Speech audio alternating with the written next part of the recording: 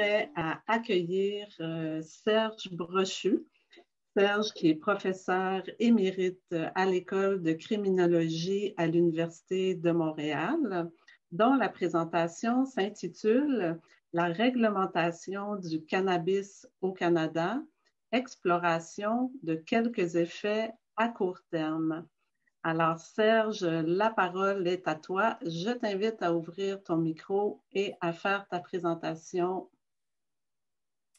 Bonjour à tous. Je suis vraiment heureux d'être ici. C'est chez nous.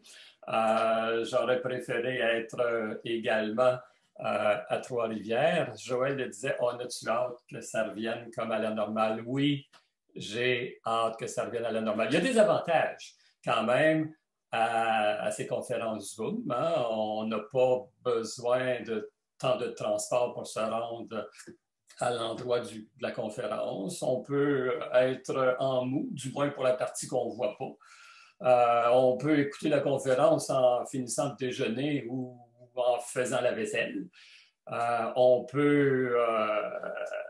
Il y a plein d'avantages. On n'a jamais vu les conférenciers d'aussi proches, des fois, là, dépendant de la caméra. Mais j'avoue que j'ai bien hâte que ce soit en personne pour pouvoir jaser avec vous, pour mieux voir vos réactions, puis pour, dans les pauses, pouvoir dialoguer. Mais bon, la lumière s'en vient au bout du tunnel.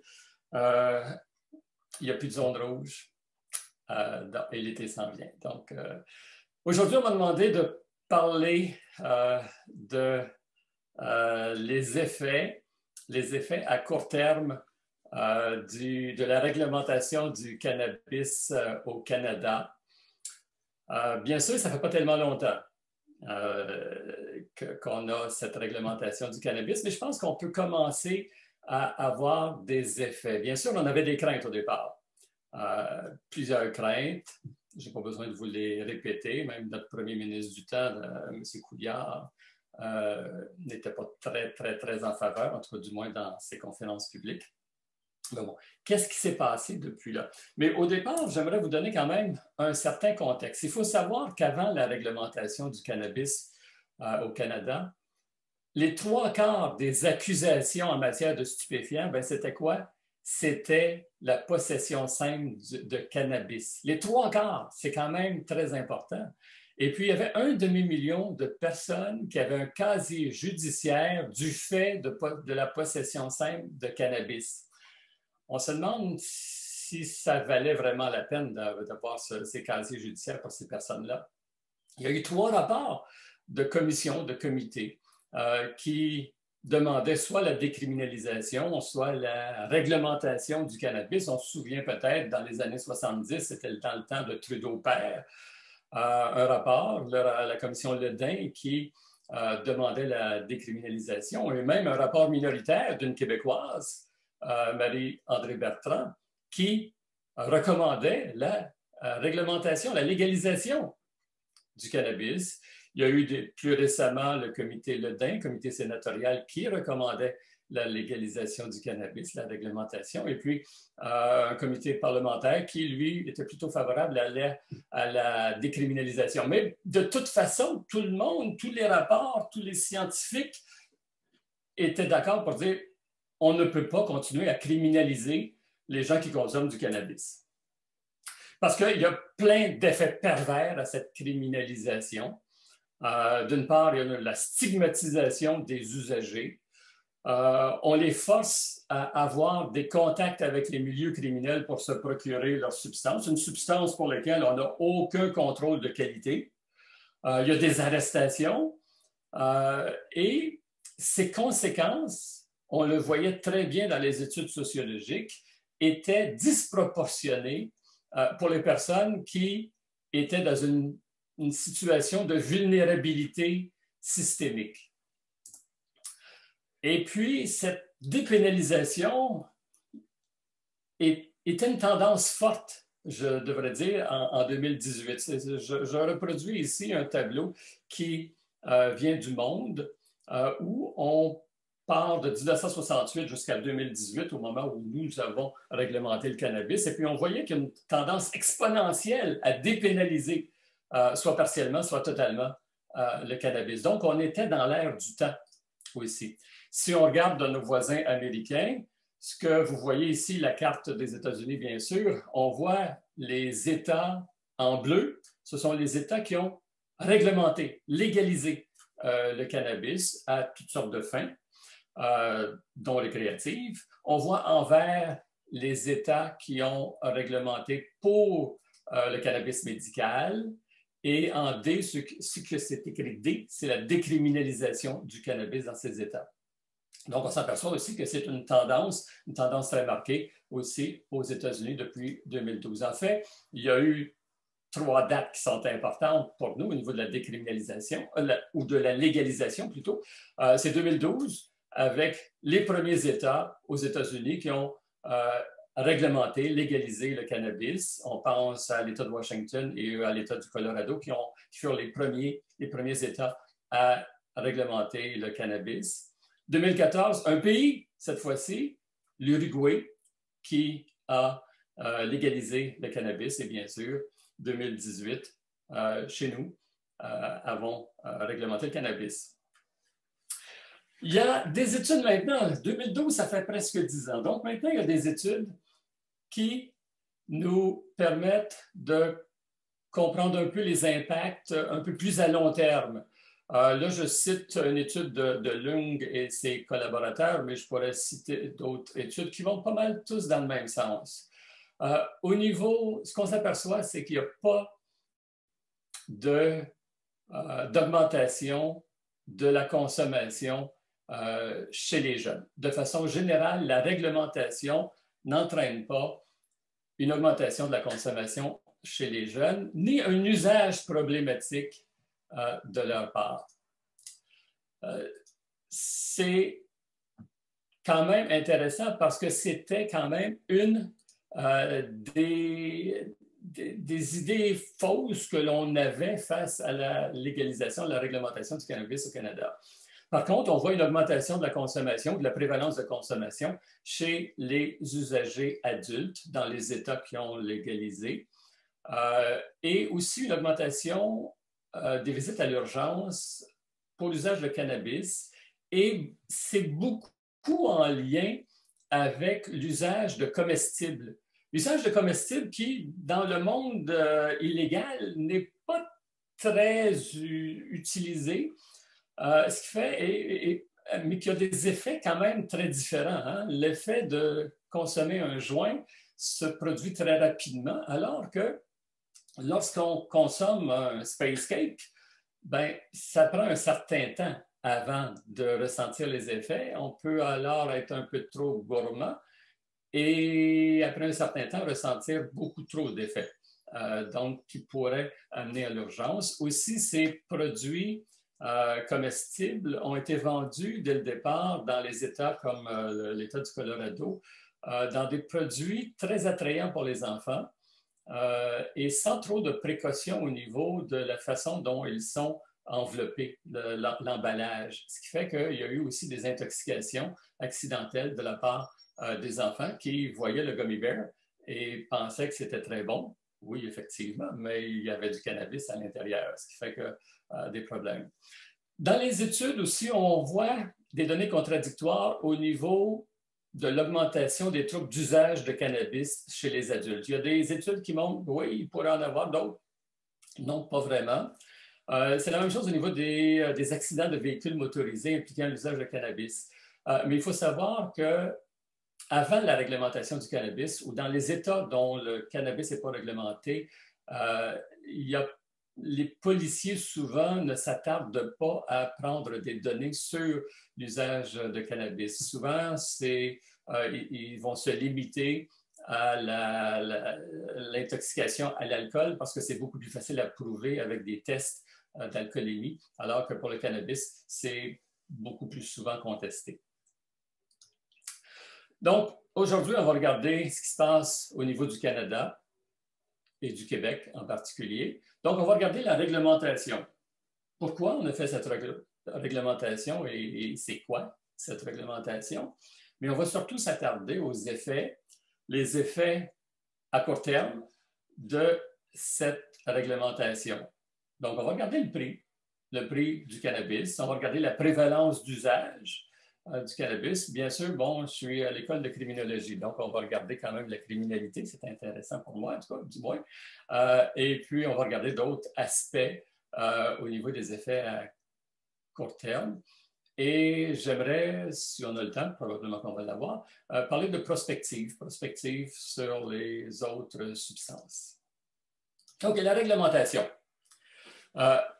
Lorsqu'on regarde le projet de loi fédérale et donc cette loi qui a été adoptée, il y avait 3 objectifs principaux au niveau de la réglementation. D'une part, c'était de garder le cannabis hors de la portée des jeunes. Ensuite, c'est d'empêcher les profits d'aller dans les poches des criminels. Protéger la santé et la sécurité publique en permettant aux adultes d'avoir accès au cannabis légal. Ce sont les 3 objectifs. Donc, à la fin, on va revenir un peu sur ces 3 objectifs pour voir dans quelle mesure ils ont été atteints.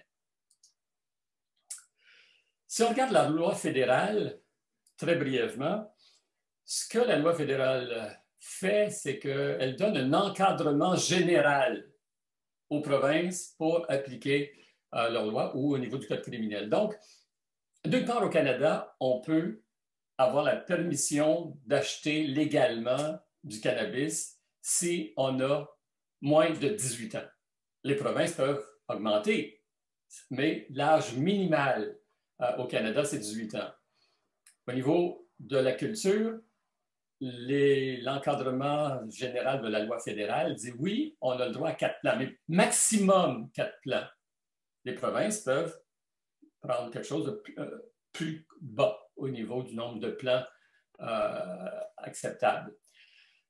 Encore là, l'encadrement général du fédéral dit c'est un maximum de 30 grammes en public, une interdiction d'import et d'export.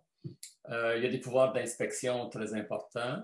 Il y a une mise en place d'un système de suivi à des fins de contrôle parce qu'on ne veut surtout pas que le cannabis légal aille sur le marché illégal ou être exporté à l'extérieur. On l'a vu, entre autres, au Colorado, où est-ce qu'il y avait des détournements et les produits qui étaient estampillés de façon illégale Colorado avaient un gage de qualité. Donc, on ne veut pas que les trafiquants puissent utiliser ce gage Made in Canada de qualité. Alors, il y a des taxes, et on va le voir tout à l'heure. Les taxes, ça rapporte déjà quand même beaucoup. Et puis, il y a aussi des restrictions au niveau des emballages. Entre autres, je vous mentionnais, au Colorado, on pouvait au départ acheter un paquet de gummy bears. Les gummy bears, c'est des friandises colorées qui ressemblent à un petit ours. Et puis, c'était sous un emballage transparent. On voyait très bien les friandises à l'intérieur. Et chaque friandise n'était pas enveloppée séparément et c'était très facile pour un enfant d'y avoir accès. On a tablé sur ce problème qu'avait expérimenté le Colorado pour dire non, nous, on va contrôler ces emballages et c'est des emballages maintenant qui sont qu'on ne peut pas voir à travers. Quelques mois après l'encadrement général au niveau du cannabis, on a permis la vente de comestibles, mais avec des restrictions encore. Parmi les restrictions, pas de friandises qui sont susceptibles de plaire aux enfants, donc pas de bonbons, pas de sucettes, etc. Pas de cannabis dans les boissons alcoolisées parce qu'on a l'impression que c'est un mélange qui n'est pas un bon mélange. Ce qui fait que pas de cannabis dans les boissons alcoolisées, des emballages neutres, donc qui ne sont pas attirants et difficiles à ouvrir, de façon à ce qu'un enfant ne puisse pas malencontreusement se servir dans le paquet de bonbons, de comestibles. Et chaque comestible a un maximum de 10 mg de THC par unité. Donc, c'est l'encadrement général. Et là, les provinces, eux, peuvent être plus restrictifs que l'encadrement général, mais ils ne peuvent pas être moins restrictifs. Et je dirais actuellement, le Québec est l'endroit, la province, où nous sommes les plus restrictifs. Hein? On voyait que l'encadrement général du fédéral disait c'est 18 ans minimum, ben nous, c'est 21 ans. Oui, peut-être qu'il y a des gens qui disent oui, mais il me semble que c'était 18 ans au départ. Vous avez tout à fait raison. C'était 18 ans au départ, mais le projet de loi numéro 1 de la CAQ a fait en sorte de monter l'âge légal de 18 à 21 ans. Contrairement aux dispositions législatives fédérales, il est interdit de cultiver du cannabis au Québec. Donc, ce n'est pas 4 plants, c'est 0 plant. Interdiction de fumer dans les lieux publics. Et il y a des amendes qui sont en lien avec ces infractions.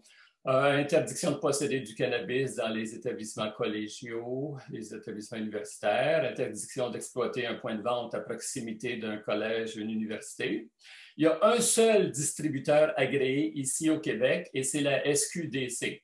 On ne peut pas se procurer autrement. Et même, vous ne pouvez pas aller sur Internet et aller sur un centre de distribution, disons en Ontario, qui serait un centre de distribution privé pour vous faire livrer votre cannabis. C'est illégal. C'est seulement la SQDC qui a le droit de distribuer au Québec.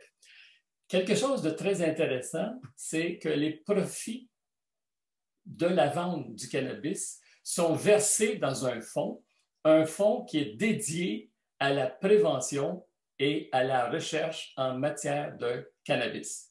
Donc, on ne peut pas penser que comme pour la SAQ ou pour l'Auto-Québec, on engrange des profits et à ce moment-là, c'est le gouvernement qui s'en sert pour parer à ces déficits. Non, c'est versé dans des fonds avec des vocations très spécifiques.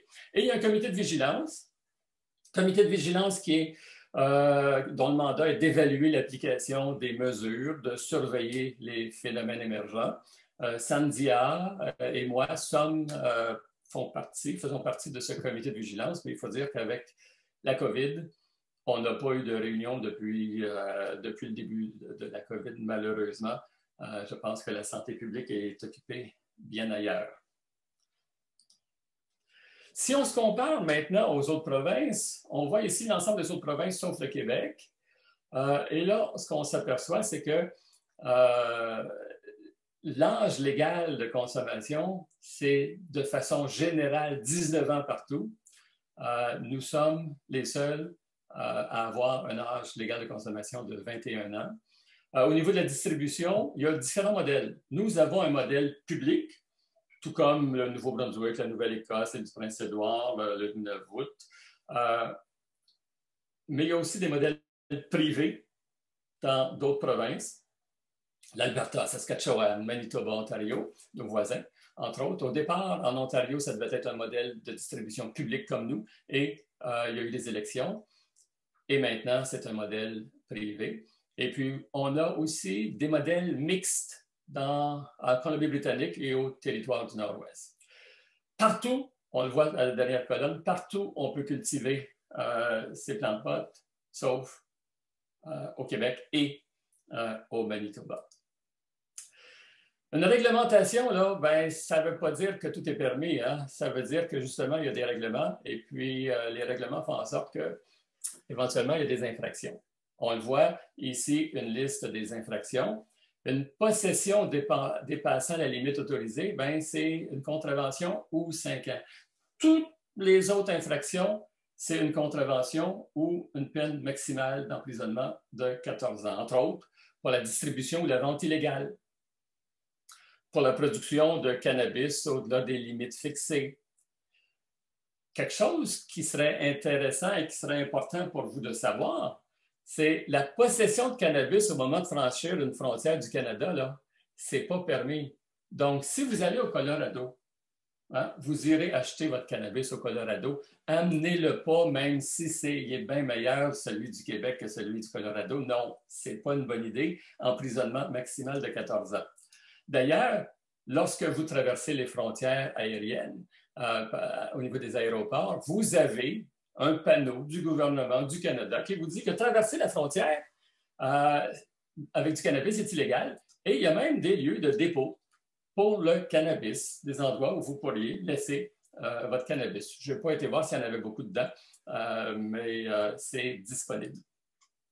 Un autre élément que ce serait important que vous sachiez, c'est que donner ou vendre du cannabis à une personne de moins de 18 ans, c'est passible d'une peine maximale de 14 ans. Donc, si vous dites, OK, on va faire un party, bon, mon fils va avoir 17 ans, 3/4, et puis donc, on va partager ça et je vais lui en donner. Et, bon, probablement que la police ne sera pas là, mais vous êtes quand même passible d'un emprisonnement. Alors que si vous faisiez la même chose avec l'alcool, ben, ce serait une amende de 250 $, je crois, quelque chose du genre. Donc, c'est très différent ici. Donc, ce qu'il faut retenir, c'est que la réglementation, ce n'est pas le free-for-all. Il y a des sanctions qui sont associées à contrevenir une de ces réglementations. OK, maintenant, allons-y avec les effets à court terme de cette réglementation. D'abord, on va parler du prix. Ensuite, on va parler de prévalence, de criminalité et d'autres. Au niveau du prix, ce qu'on s'aperçoit ici, vous avez un histogramme qui montre depuis 2010 le prix du cannabis. Vous voyez que, bon, il y avait une légère augmentation jusque dans les années 2014, je dirais, donc avec peut-être l'inflation. Il y a eu une baisse autour des années 2016 au niveau du prix du cannabis, mais une très grande baisse au niveau du moment de la légalisation qui a été, le prix a été 6,85 le gramme, ce qui n'avait jamais été aussi bas. Puis ensuite, une augmentation à nouveau.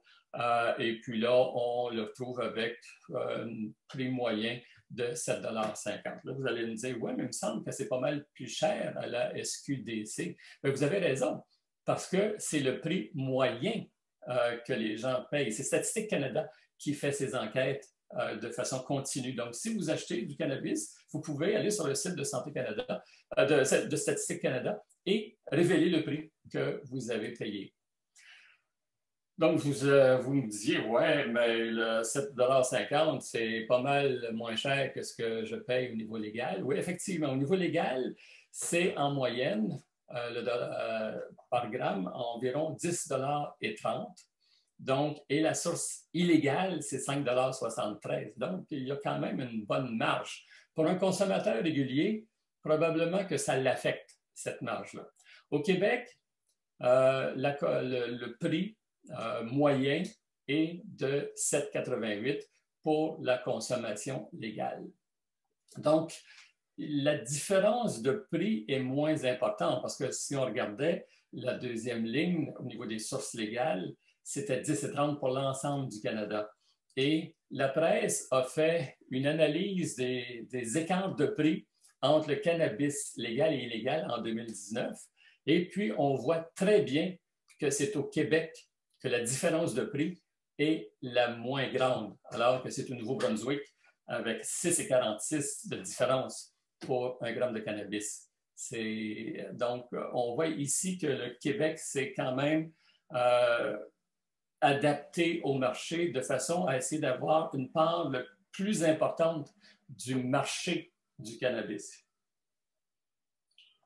Et on va le voir tout à l'heure, déjà en quelques années, on a pu récupérer une part du marché assez intéressante. Mais il y a certaines variables qui vont faire en sorte que le prix du cannabis va toujours demeurer plus élevé au niveau du marché légal. Dans ces variables-là, mentionnons, c'est un très lourd processus pour l'acquisition de permis, ce qui fait en sorte aussi que les petites compagnies, les petits cultivateurs n'arrivent pas à aller chercher un permis. C'est beaucoup trop coûteux.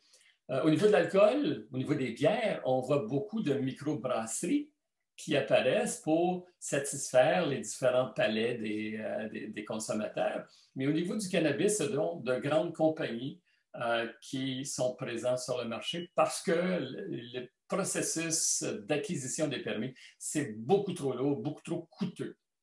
Aussi, il y a des règles à respecter, on le voyait au niveau fédéral, il y a des règles à respecter concernant, entre autres, l'utilisation de pesticides. Mais ça va beaucoup plus vite quand on utilise beaucoup de pesticides, sauf que, bon, on inhale les pesticides aussi quand quand on inhale notre cannabis, ce qui fait que c'est limité. Donc, ça retarde la production, c'est plus difficile à produire. Il y a des analyses de laboratoire et ces analyses de laboratoire font en sorte qu'il y a des rappels, on va le voir tout à l'heure. Il y a de nombreuses contraintes aussi qui sont liées à la surveillance réglementaire. Il faut faire des rapports, etc., etc. Le contrôle de la qualité, je vous le mentionnais, les rappels, il y a eu récemment des rappels, pas parce que la qualité n'était pas au rendez-vous, mais que le taux de CBD, le taux de THC n'était pas adéquat. C'était mal, on informait mal le consommateur. Le niveau avait été erroné. Les niveaux de THC et de CBD étaient erronés. Donc, à ce moment-là, il faut lui faire un rappel, rentacter tout, etc. Ce qui fait que ce sont des coûts pour le processus du marché illicite. Alors qu'au niveau du marché illicite, vous demandez à votre revendeur c'est quoi le taux de THC, c'est à peu près ça, hein? Ou il va dire que c'est ça, mais il ne sait pas nécessairement. Et l'infrastructure de distribution, la formation des employés, ça coûte cher. L'échelle salariale. Probablement que l'échelle salariale des travailleurs à la SQDC est moins élevée que celle de votre vendeur sur le marché illicite, mais il y a quand même ça, et puis il y a des loyers à payer, etc. Donc, il y a différents coûts qui font en sorte que les prix risquent de demeurer toujours plus élevés sur le marché légal. Et puis, il y a ceci, il faut ajouter les taxes aussi, qui sont quand même relativement importantes. Si on regarde les dépenses mensuelles des Canadiens, depuis 2018, en termes de cannabis, on s'aperçoit qu'en 2018, pour le Canada en entier, c'était 73 $, alors qu'en 2020, c'est 67 $. Il y a deux éléments qui jouent là-dedans. C'est d'une part, il y a eu des baisses de prix. Et puis, il y a aussi le fait que il y a c'est ça, c'est beaucoup les baisses de prix qui expliquent cette diminution. Au Québec, on dépense moins. Encore là, on l'a vu, l'écart entre le marché légal et illégal est plus faible. Donc, c'est 54 $ en 2018, alors que c'est maintenant 47 $ dépenses mensuelles moyennes pour les consommateurs de cannabis au Québec. Si on regarde maintenant la prévalence de consommation, est-ce qu'il y a eu une augmentation de la consommation au Canada et au Québec? Si on regarde l'usage 12 mois, en 2019, c'était 25 %, en 2020, 27 %. Donc, on voit pour la prévalence d'usage au Canada une augmentation de 2 %. Si on regarde l'usage 3 mois, en 2018, c'était 14 %, en 2020, 20 %. Donc, une augmentation quand même de 6 % au niveau de la prévalence d'usage. Et au niveau de la consommation quotidienne, également une augmentation de la prévalence. 2018, 5,4 % alors qu'en 2020, c'était 7,9 %. Ça va dans le sens qu'on voit au niveau des données en provenance des États-Unis, dans les États qui ont réglementé le cannabis, il y a une augmentation de la prévalence. Si on regarde ceux qui ont augmenté le plus, intéressant, n'est-ce pas? C'est les 65 ans et plus qui ont augmenté le plus leur consommation de cannabis.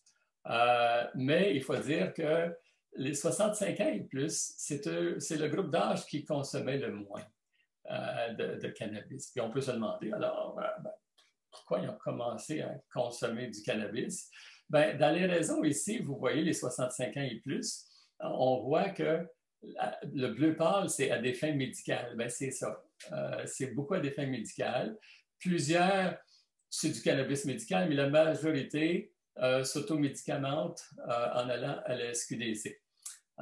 Donc, on voit en bleu les raisons médicales et en rouge à des fins médicales et non médicales. Et donc, si on additionne les deux, c'est vraiment les raisons qui font en sorte qu'il y a eu une augmentation chez les 65 ans et plus. Il faut aussi savoir que dans l'augmentation de la prévalence, il y a un autre phénomène qui est apparu, c'est l'effet COVID. L'effet COVID il y a eu un impact au niveau de l'alcool, du tabac et au niveau du cannabis. Il y a le tiers des Canadiens qui ont affirmé que leur usage de cannabis avait augmenté durant la période de pandémie, et ça pour différentes raisons. Le stress, qui est une des raisons. L'ennui, une autre raison. La solitude. Et puis, bon, d'autres disent la facilité d'accès. Mais de l'autre côté, il y a des gens qui disent avoir diminué leur consommation, c'est 12%. Et les raisons qu'ils ont évoquées, c'est l'aversion pour les effets, la diminution des occasions de socialisation. C'est sûr que si on consommait avec nos amis, peut-être qu'en Zoom, de passer le joint, c'est un peu plus difficile. Des responsabilités personnelles, bien, c'est sûr que si vous avez votre enfant qui ne va pas à l'école, bien, dans le jour, c'est un peu plus difficile peut-être de consommer du cannabis. On voit aussi au niveau de la santé mentale qu'il y a un problème. Les gens qui sont atteints de problèmes de santé mentale ont augmenté leur consommation de façon générale. On le voit surtout d'alcool, mais également une augmentation au niveau du cannabis. Si on regarde davantage au niveau du Québec, ce qu'on s'appelle... Oups, désolé. Donc, en 2018, 14% avaient consommé au moins une fois, alors qu'en 2019, c'était 16%. Donc, on voit aussi au Québec une augmentation de la consommation, alors que si vous allez sur les données fédérales ne voient pas cette augmentation de la consommation ici au Québec. Mais cette augmentation de la consommation au Québec, selon l'enquête québécoise sur le cannabis en 2019, c'est surtout dû aux hommes qui ont augmenté de 3% leur consommation. En 2018, c'était 17%, alors qu'en 2019, c'était 20%. Et ce sont aussi les jeunes qui ont consommé davantage, les jeunes de 18-24 ans qui consomment du cannabis à 38%. Vous voyez bien que c'est 18-24 ans, alors que c'est à partir de 21 ans qu'il est légal de consommer. On leur a demandé aussi dans cette enquête les modifications suite à la réglementation. Et ce qu'on s'aperçoit, c'est que 13% a augmenté sa consommation, alors que 9% des gens disent avoir diminué leur consommation. Et lorsqu'on parle de la fréquence, on s'aperçoit que moins que 44% des gens, donc la majorité au niveau des groupes, l'ont fait moins d'un jour semaine, alors que 12% l'ont fait tous les jours. Si on regarde du côté des élèves maintenant, parce que c'est encore notre crainte à savoir est-ce qu'il va y avoir une augmentation de la consommation, bien là, on voit qu'en 2013, c'était 23% de prévalence au niveau des élèves du secondaire, alors qu'en 2019, c'est plutôt 17%, ce qui fait qu'on voit plutôt une diminution de la consommation. Et encore là, ça va dans le sens des enquêtes que l'on a fait au Colorado ou dans l'État de Washington, alors qu'il y a, avec la réglementation, il semble avoir une diminution de la prévalence de consommation chez les jeunes du secondaire. Si on regarde aussi le nombre de points de vente qui peut peut-être avoir un lien avec l'augmentation de la prévalence, c'est qu'il faut savoir qu'en 2018, au 4e trimestre de 2018, au moment de la réglementation, le 17 octobre 2018, il y avait 182 points de vente au Canada. Il y en a maintenant 1445. Donc, on est loin du nombre de points de vente pour l'alcool, mais il y a quand même beaucoup plus de points de vente, ce qui fait qu'il y a c'est peut-être un lien avec l'augmentation de la prévalence. Si on regarde les méthodes de consommation, bien sûr, le petit joint, c'est encore la méthode privilégiée de l'ensemble des gens, 92% ici au Québec. Mais l'ingestion, le space cake, le muffin au cannabis est quand même mangé par 30% des Québécois. Et ça, on voit une augmentation très importante. Et ça, c'est la même chose à travers le Canada. Une augmentation de cette voie de consommation au niveau du cannabis. Maintenant, si on regarde de la criminalité, On va regarder les parts du marché criminel, la conduite sous influence et puis les infractions à la réglementation pour parler très brièvement des exportations. Si on regarde au niveau de Santé Canada, nous dit que la part des marchés criminels dans la vente du cannabis a quand même diminué beaucoup dans les 3 dernières années. Si on prend le premier pictogramme, on s'aperçoit au niveau du source légale, ce sont des gens là, qui disent « Bon, moi, j'ai acheté mon cannabis de cette source-là. » Et bien sûr, une personne peut l'acheter de différentes sources, pas nécessairement seulement de sources légales, mais d'avoir sources légales et illégales et puis des amis. On s'aperçoit ici, donc, 68% des gens au 4e trimestre de 2020 disent avoir acheté de sources légales, alors que c'était seulement 23% au premier trimestre de 2018. Les gens au niveau sources illégales donc, ont diminué également. C'était 51% au niveau de 2018, alors que c'est rendu 35%. Déjà, on voit que la somme là, dépasse 100% parce qu'on peut aussi se l'avoir procuré par la famille, les amis ou sa propre culture. On s'aperçoit qu'au Canada, de façon générale, il y a eu une augmentation de la culture, mais pas une augmentation faramineuse. Hein. C'était 8% au premier trimestre de 2018, alors que maintenant, au 4e trimestre de 2020, c'est plutôt 14%. Donc, ce n'est pas une augmentation très, très, très importante. Ce qu'on s'aperçoit, je le disais tout à l'heure, il y a 8 fois plus de magasins. Il y a maintenant 175 compagnies producteurs dans ce domaine et plus de 9 200 employés. Donc, ça fait marcher l'économie. Au niveau de la SQDC, les raisons principales de ne pas avoir acheté à la SQDC sont variées. Mais la première qui vient, c'est l'approvisionnement de la SQDC. 64% disent que c'est à cause de cette raison-là. L'approvisionnement, il faut se rappeler qu'au départ, la SQDC avait des tablettes vides. Ils ont même dû fermer certains jours de la semaine parce qu'ils n'étaient pas capables de satisfaire à la demande. Donc, c'était un problème. Une difficulté d'accès, il faut dire que quand on restait dans une région éloignée, même à Laval, il n'y avait aucune succursale de la SQDC. C'est pas très difficile d'aller à Montréal, mais il y a des gens qui étaient très loin, à plus de 200 km d'une succursale. Le prix est une raison aussi. C'est sûr que si on est un consommateur régulier, la différence de prix, même si elle est seulement de 2 $ et quelques, ça paraît sur le budget.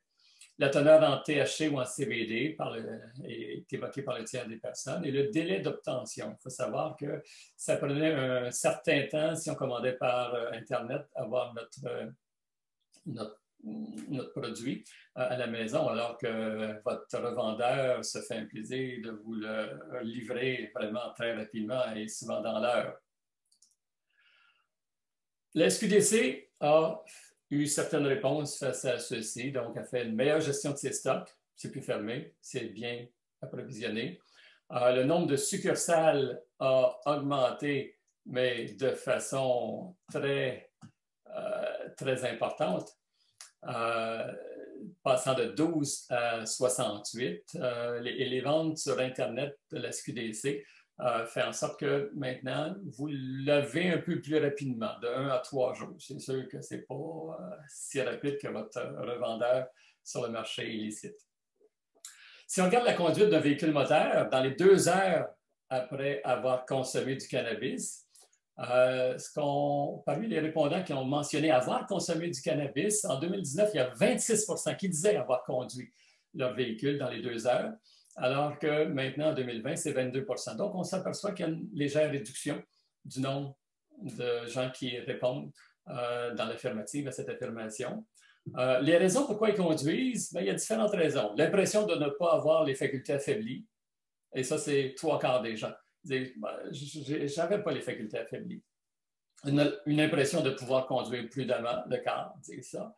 Un autre quart dit les courtes distances à parcourir, je ne me ferai pas poigner. Puis ça va aussi avec le fait que la certitude de ne pas être arrêté par les forces de l'ordre à 9%. Puis il y a des gens qui sont dans des milieux où il n'y a pas d'autre alternative au transport qu'un véhicule, ce qui fait qu'à ce moment-là, ils se disent obligés de conduire après avoir consommé. Si on regarde l'ensemble des infractions par 100 000 habitants, on se rappelle en 2000, 2014, 2015, 2016, 2017, les trois quarts des poursuites pour drogue étaient liées aux possessions saines de cannabis. C'était en 2014 166 personnes par 100 000 habitants. Ça avait été réduit beaucoup en 2017 à 106 par 100 000 habitants. On remarque à la deuxième ligne que qu'au Québec, c'était toujours un peu plus élevé le nombre de poursuites pour possession.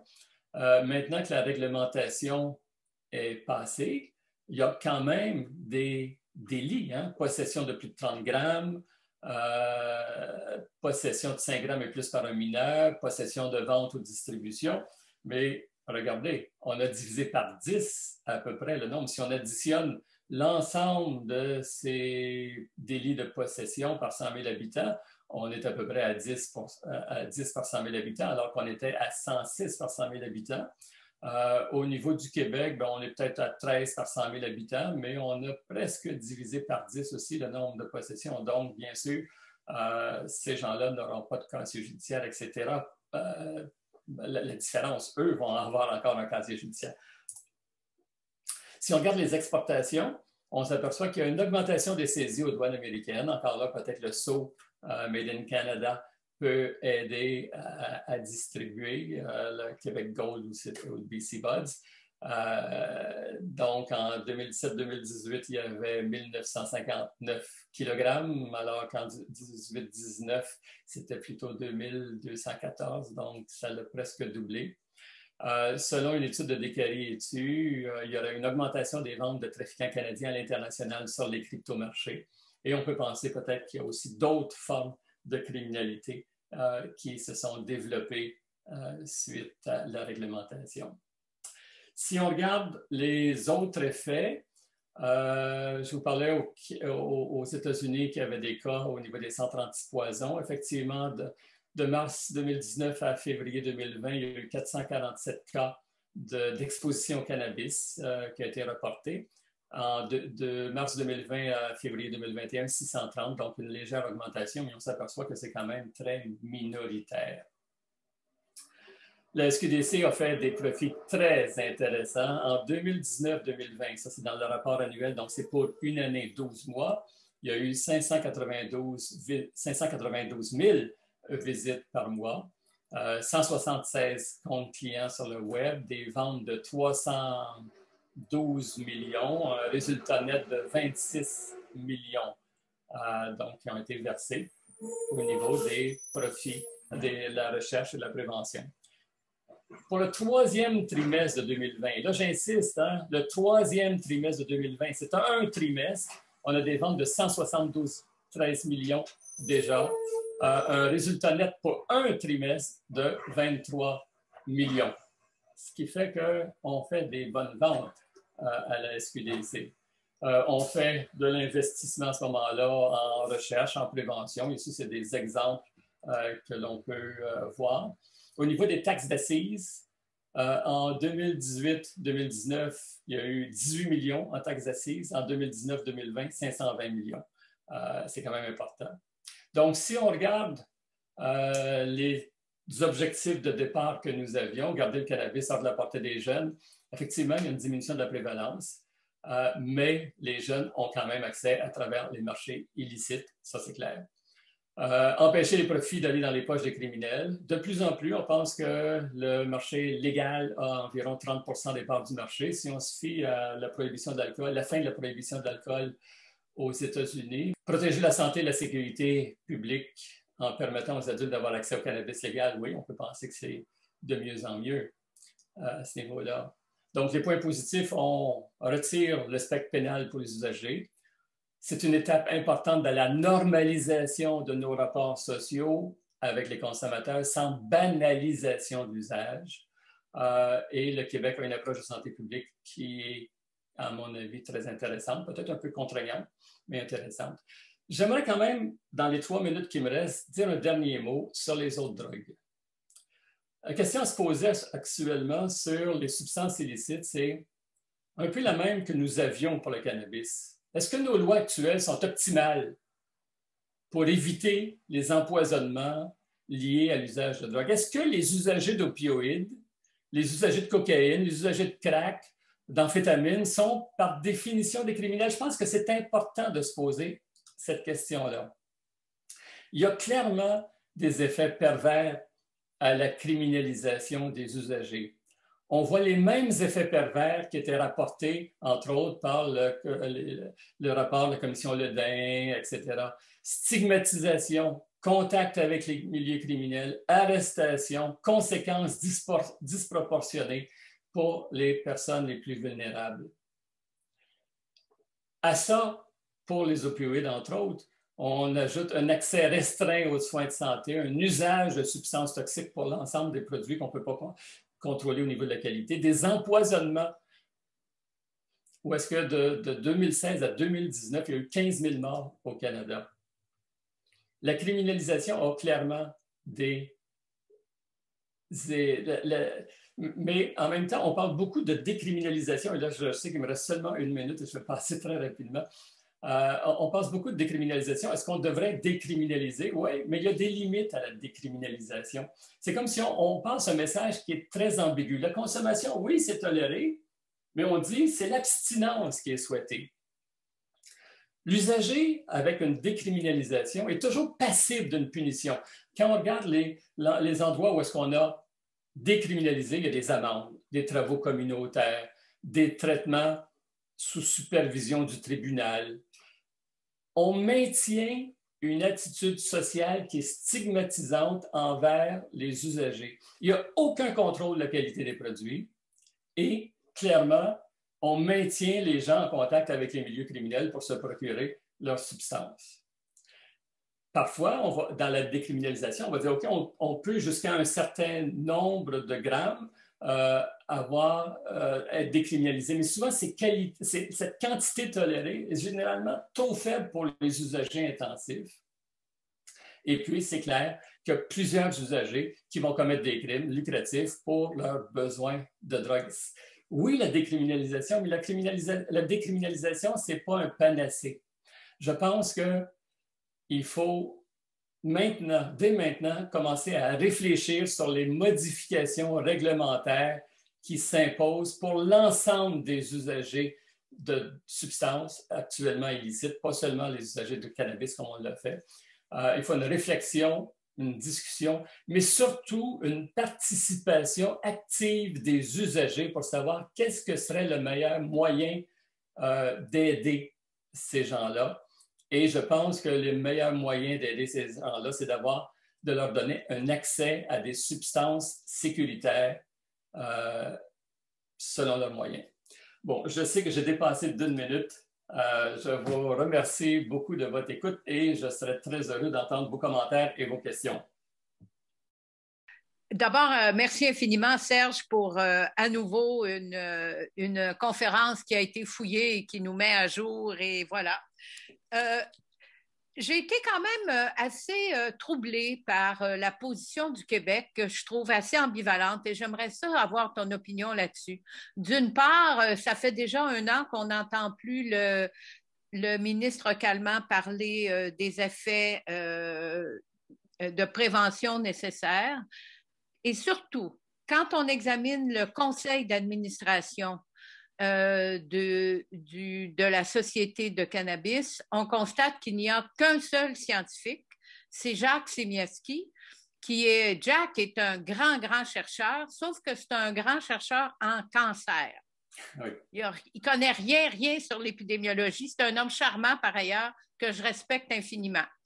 Et aussi, 1 personne sur 8, ça veut dire qu'à n'importe quel moment donné, son vote devient non prépondérant. Et d'autre part, j'aimerais ça t'entendre sur les projets de recherche qui ont été subventionnés grâce aux immenses profits que font notre Société du cannabis. Merci beaucoup. Oui, merci Louise pour ces questions fort intéressantes. Je pense que plusieurs des réponses sont enveloppées d'un nuage de fumée. Ici, et c'est malheureux. Tu penses entre autres à la recherche qui a été encouragée par les fonds du cannabis, ben, bon, je sais que le CHUM, au départ, assez rapidement, a reçu des fonds pour la recherche, des fonds aussi pour la formation des préposés, des gens qui sont au comptoir. Donc, ça a été un investissement, mais j'ai probablement mal cherché, mais j'ai eu de la difficulté à trouver. En fait, je n'ai pas vraiment trouvé les endroits où ça a été investi. Il devrait y avoir au niveau du FQRSC une action concertée qui va sortir bientôt. J'imagine que cette action concertée est, entre autres, financée par les fonds de la SQDC. On verra. Mais c'est vrai qu'il peut y avoir des inquiétudes face à la SQDC avec le conseil d'administration qu'il y a actuellement. Moi, ma crainte, et ce n'est pas la première fois que je le dis, mais ma crainte, c'est qu'à un moment donné, on s'aperçoit que c'est une grosse vache à lait, qu'on a des dettes, et puis on va faire comme avec la SAQ, on va faire comme avec l'Auto-Québec, et puis on va vouloir prendre les profits. C'est un peu ma crainte. Actuellement, on ne le fait pas parce qu'il y a encore... Bon, le fait qu'il y a... On n'a pas de normalisation encore réalisée avec la consommation de cannabis. C'est dommage, mais en même temps, je pense que ça a un effet positif, malheureusement, c'est que tant qu'on n'aura pas cette normalisation des rapports avec les usagers de cannabis, le gouvernement du Québec va avoir une petite gêne à rapatrier les profits. Et donc, va continuer à l'investir en prévention et en recherche. Lorsque les rapports vont être davantage normalisés, je pense que cette gêne va tomber et puis là, on va... donc, d'un côté, je milite pour normaliser les rapports, mais en même temps, je crains que cette normalisation des rapports avec les usagers va faire en sorte qu'on va rapatrier les profits au niveau du gouvernement dans l'ensemble. Je ne sais pas si je réponds à toutes tes questions. La réponse est oui. Moi qui connais mieux la politique par rapport à l'alcool, je peux juste dire que ça a été des batailles sans fin et qui ont été toutes perdues pour s'assurer qu'il y ait un programme de formation pour les vendeurs d'alcool, qu'on aurait souhaité certaines modifications à la législation. Et je rappellerai ce que Jacques Bergeron connaît mieux que moi encore, qu'il y a une chance sur 2000 d'être arrêté pour conduite avec faculté affaiblie par l'alcool. Bref, la police provinciale a toujours autre chose à faire. Et pour le cannabis, je ne le sais pas encore. D'autre part, j'ai eu à poser des questions redoutables à un moment donné et comme par hasard, les gens qui sont arrêtés pour conduite avec capacité affaiblie, il n'y en a jamais aucun qui a des autos qui ont coûté plus que 35 000 $. Mais évidemment, je me suis fait dire par la Société d'assurance automobile que je n'avais aucune preuve de ça. Et c'est un bon point quand même. C'est parce que... Merci pour... C'est juste pour dire que combien un policier doit aussi tenir compte de son devenir devant le tribunal. Et c'est difficile. Et ça, on doit aussi tenir compte de cela dans l'équation. Et ce que tu viens de dire par rapport au cannabis, le coefficient de difficulté est encore plus difficile avec le cannabis. Et plus tu peux payer un bon avocat, plus tu vas t'en sortir. Tout à fait. Merci. Je sens qu'on pourrait discuter longtemps sur la question, mais il nous reste que 3 minutes pour la fin de la présentation. Il y a quelques questions également à répondre. Donc, j'irai peut-être en mode un petit peu question-réponse éclair. Alors, il y a Noémie Frandon qui dit « Bonjour et merci, M. Brochu. Pouvez-vous nous parler de ce qui se fait ailleurs quant à la décriminalisation d'autres substances telles que les opiacés? » Oui. L'exemple qu'on donne toujours lorsqu'on parle de décriminalisation de l'ensemble des drogues, c'est l'exemple du Portugal qui, ça fait plus de 10 ans maintenant, qui ont décriminalisé l'ensemble des substances psychoactives. bon, on ne voit pas d'augmentation, dépendamment des comparaisons que l'on fait, mais on ne voit pas tellement d'augmentation de prévalence de consommation, mais on voit une réduction des problèmes médicaux au niveau des usagers de consommation. Le problème avec le modèle portugais, c'est que on continue à avoir ce discours ambivalent, dans le sens qu'on dit, OK, c'est pas correct à quelque part de consommer une substance, et si vous êtes appréhendé, ce qu'on va faire, c'est qu'on va essayer de voir si vous avez un problème d'usage de substances. Donc, on a cette hypothèse que probablement les usagers ont nécessairement un problème d'usage de substances et on va leur demander d'aller voir un comité de dissuasion. Déjà, le nom indique un élément. C'est un comité de dissuasion. Il est composé habituellement d'un juriste, d'un praticien psychosocial et puis d'un praticien en santé. Et puis, ils vont évaluer la situation. Si la personne a un problème de dépendance, l'avantage dans le temps, au début, c'était une référence très rapide vers un centre de réadaptation. Maintenant, la référence est un peu moins rapide. Et puis, si la personne n'a pas de problème de dépendance, ce que l'on fait, c'est qu'on lui dit, bon, ben, on lui fait un peu la morale en disant, prochaine fois, là, fais attention, parce que s'il y a une prochaine fois, tu risques d'avoir soit une amende, soit d'avoir des travaux communautaires. Donc, encore là, on lui dit, c'est pas correct ce que tu fais. Donc, oui, c'est un pas très, très, très important face à la criminalisation actuelle, mais je ne suis pas sûr que c'est nécessairement la solution optimale. Excellent, merci pour cette réponse éclairante. Quelques personnes aussi aimeraient entendre parler de l'âge du 21 ans. Alors, qu'en est-il de cet âge-là, de cet âge-là fixé comme âge légal de consommation de cannabis, lorsque les données démontrent que probablement que ça nuit davantage? Qu'en penses-tu, Serge?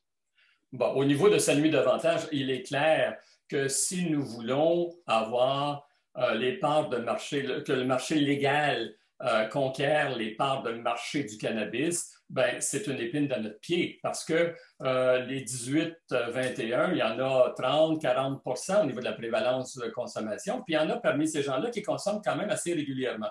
Donc, ils sont forcés d'aller vers le marché illicite et de consommer des produits avec aucun contrôle de qualité.